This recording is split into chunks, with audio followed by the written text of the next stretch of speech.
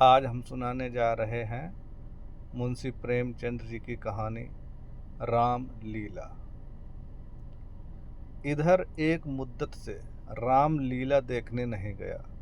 बंदरों के भद्दे चेहरे लगाए आधी टांगों का पजामा और काले रंग का कुर्ता अपने आदमियों को दौड़ते हूँ हूँ करते देखकर अब हंसी आती है, मज़ा नहीं आता। काशी की लीला जगत विख्यात है।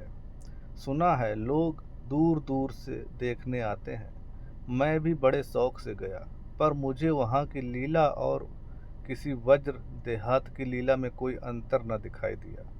हाँ, रामनगर की लीला में कुछ साज समाज अच्छे हैं। राक्षसों और बंदरों के चेहरे पीतल के हैं, गदाएं भी पीतल की। कदाचित बनवासी भ्राताओं के मुकुट सच्चे काम के हों, लेकिन साज समाज के सिवा वहाँ भी वही हूँ हूँ के सिवा और कुछ नहीं। फिर लाखों आदमियों को भीड़ लगी रहती, लेकिन एक जमाना वह था जब मुझे भी रामलीला में आनंद आता था। आनंद तो बहुत हल्का सा शब्द है, वह आनंद उन्माद से कम न था। संयोगवश उन दिनों मेरे घर से बहुत थोड़ी दूर पर रामलीला का मैदान था, और जिस घर में लीला पात्रों का रूप रंग भरा जाता था वह मेरे घर से बिल्कुल मिला हुआ था। 2 बजे दिन से पात्रों की सजावट होने लगती थी। मैं दोपहर ही से वहाँ जा बैठता और जिस उत्साह से दौड़ दौड़ कर मोटे मोटे काम करता, उस उत्साह से जो आज अपनी पेंशन भी लेने नहीं जाता। एक कोठरी में राजकुमारों का श्रृंगार होता था। उनकी देह में राम रज पीस कर पोती जाती, मुंह पर पाउडर लगाया जाता और पाउडर के ऊपर लाल हरे नीले रंग की बुंदकियां लगाई जाती थीं। सारा माथा भौहें गाल ठोड़ी बुंदकियां से रच उठती थी।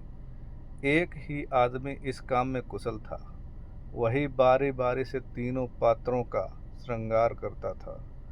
रंग को प्यालियों में पानी लाना, राम रज पीसना, पंखा झलना मेरा काम था।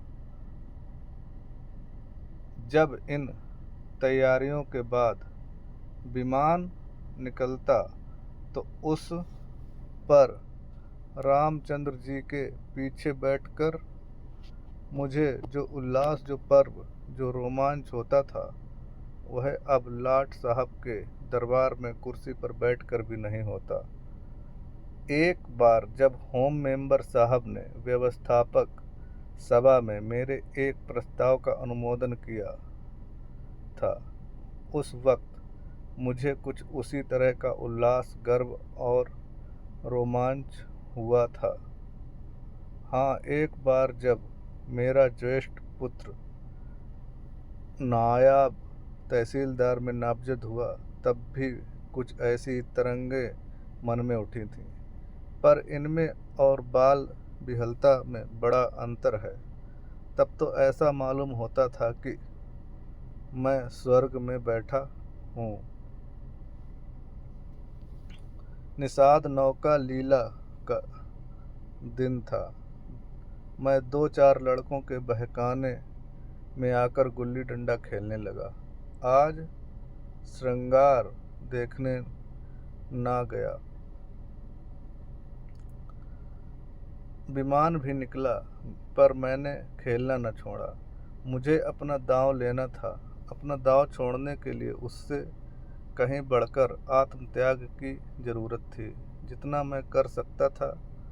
अगर दांव देना होता तो मैं कब का भाग खड़ा होता, लेकिन पदाने में कुछ और ही बात होती है। खैर, दांव पूरा हुआ। अगर मैं चाहता तो धांधली करके 10-5 मिनट और पदा सकता था, इसकी काफ़ी गुंजाइश थी, लेकिन अब इसका मौका न था। मैं सीधे नाले की तरफ दौड़ा। विमान जल तट पर पहुंच चुका था। मैंने दूर से देखा, मल्लाह किश्ती लिए आ रहा है। दौड़ा, लेकिन आदमियों को भीड़ में दौड़ना कठिन था। आखिर जब मैं भीड़ हटाता प्राण पड़ से आगे बढ़ता घाट पर पहुंचा तो निषाद अपनी नौका खोल चुका था। रामचंद्र पर मेरी कितनी श्रद्धा थी। मैं अपने पाठ की चिंता न करके उन्हें पढ़ा दिया करता था, जिसमें वह फेल ना हो जाए। मुझमें उम्र ज़्यादा होने पर भी वह नीची कक्षा में पढ़ते थे, लेकिन वही रामचंद्र नौका पर बैठे इस तरह मुंह फेर चले जाते थे मानो मुझसे जान पहचान ही नहीं। नकल में भी असल की कुछ न कुछ बू आ ही जाती है। भक्तों पर जिनकी निगाह सदा ही तीखी रही है, वह मुझे क्या उबारते। मैं विकल होकर उस बछड़े की भांति कूदने लगा, जिसकी गर्दन पर पहली बार जुआ रखा गया हो। कभी लपक कर नाले की ओर जाता, कभी किसी सहायक की खोज में पीछे की तरफ दौड़ता, पर सबके सब अपनी धुन में मस्त थे। मेरी चीख पुकार किसी के कानों तक न पहुंची। तब से बड़ी बड़ी विपत्तियां झेलीं, पर उस समय जितना दुख हुआ उतना फिर कभी ना हुआ। मैंने निश्चय किया था कि अब रामचंद्र जी से कभी ना बोलूँगा, ना कभी खाने की कोई चीज़ ही दूंगा। लेकिन ज्यों ही नाले को पार करके वह पुल की ओर से लौटे, मैं दौड़कर विमान पर चढ़ गया और ऐसा खुश हुआ मानो कोई बात ही ना हुई। रामलीला समाप्त हो गई थी, राजगद्दी होने वाली थी, पर ना जाने क्यों देर हो रही थी। शायद चंदा कम वसूल हुआ था। रामचंद्र की इन दिनों कोई बात भी न पूछता था। ना तो घर जाने की छुट्टी मिलती थी, ना भोजन का प्रबंध ही होता था। चौधरी साहब के यहाँ से एक सीधा कोई 3 बजे दिन को मिलता था। बाकी सारे दिन कोई पानी को भी न पूछता। लेकिन मेरी श्रद्धा अभी तक ज्यों की त्यों थी। मेरी दृष्टि में वह अब भी रामचंद्र ही थे। घर पर मुझे खाने की जो चीज़ मिलती वह लेकर रामचंद्र को दे पाता। उन्हें खिलाने में मुझे जितना आनंद मिलता था, उतना खा जाने में कभी न मिलता। कोई मिठाई या फल पाते ही मैं बेहताशा चौपाल की ओर दौड़ता। अगर रामचंद्र वहाँ ना मिलते तो मैं उन्हें चारों ओर तलाश करता, और जब तक वह चीज़ उन्हें न खिला लेता मुझे चैन न आता था।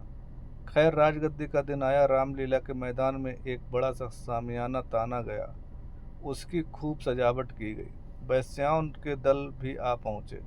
शाम को रामचंद्र जी की सवारी निकली और प्रत्येक द्वार पर उनकी आरती उतारी गई।